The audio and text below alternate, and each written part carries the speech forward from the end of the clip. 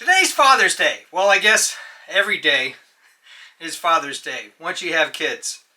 And once they get to be teenagers, you learn how to repair a bunch of things, whether you like it or not. You could hire this out, you could throw it away, although it looked kind of funny if your cabinet was missing a drawer.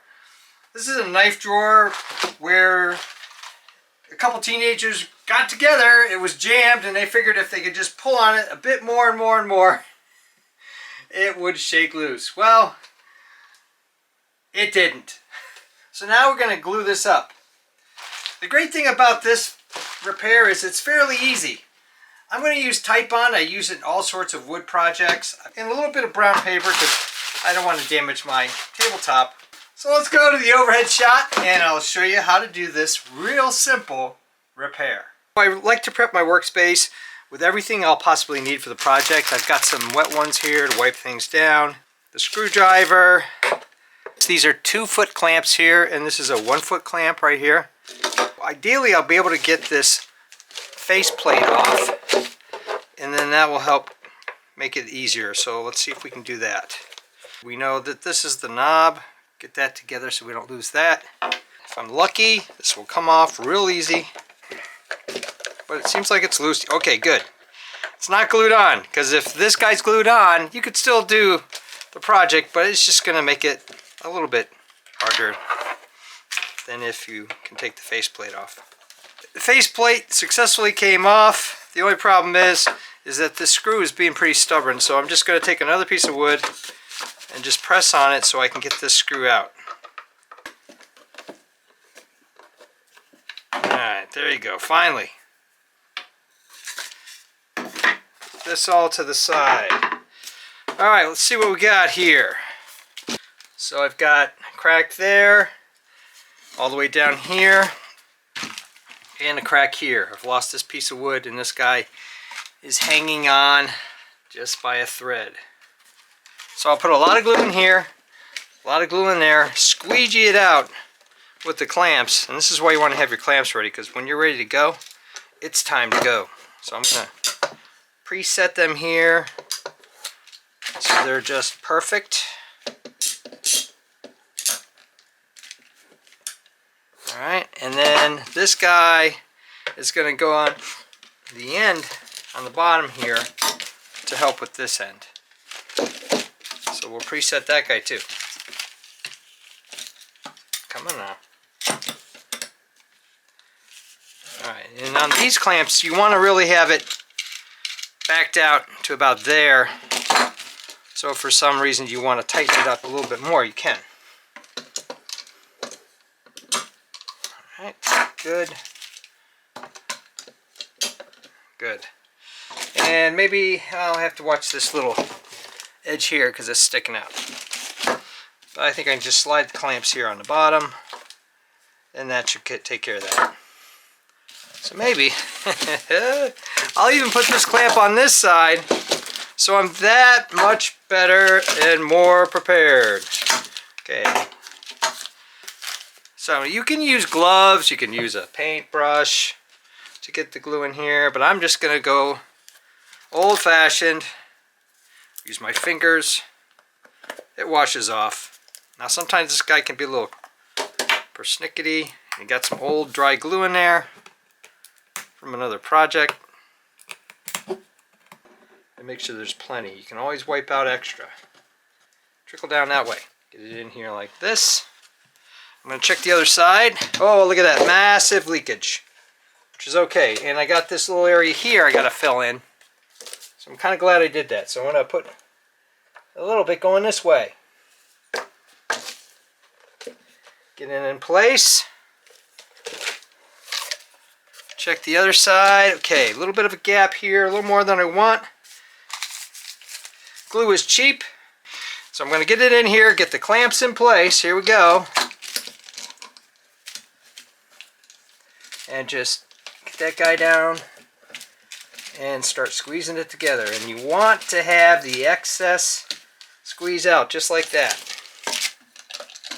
And try to get it in as far as you can. Nice and tight on this edge. On this edge there is this little piece sticking out here, so I think I might make an adjustment and get another clamp and run it through here. Let's see if I can give you another angle on that. See, right here, I want that to be nice and flat. Everything else looks pretty good. I have a love-hate relationship with this camera up here. It's, for the most part, really good. Sounds good, picture's good, you don't have to do a lot of correction, but occasionally just shuts off. Doesn't give you any indication or warning sometimes. And here you are just going away talking and it's off. We just checked the video. Looks like most of it was taken. Here we've got this little piece here. Now I've got a nice little bead running through here that I like. There's no bead there, so I'm going to actually put some glue there. And I've got another clamp down here because of this little area here. This corner is kind of flaked up a little bit. Okay, this is a series of move things around.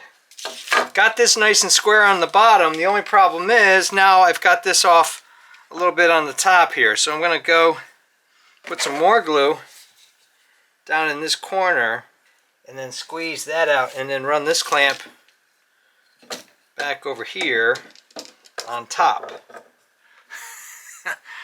So this is becoming a major clamping exercise. Keeping things square is real important. I gave this 24 hours. Most of the time, this glue dries up a lot faster than that, but since this is a load rebuild, and you can see that I had that piece of wood there, just to fend that off. With particle board, it's just like a sponge. It takes all that glue in, but that is, dare I say, I want to say rock solid, but I'll call it wood solid. It's like that thing never broke. You know, this is kind of a worn drawer, but all that glue kind of went in there like this. This crack right here fused down fairly well. I don't think you're going to get that perfect. The corner is pretty tight. Nice and fused in there. I could leak some more glue in here if I really wanted to give it a little extra strength, kind of like this guy over here. But overall, pretty pleased with the outcome. So a couple clamps, a little bit of glue, and a stick, and you can do some amazing things.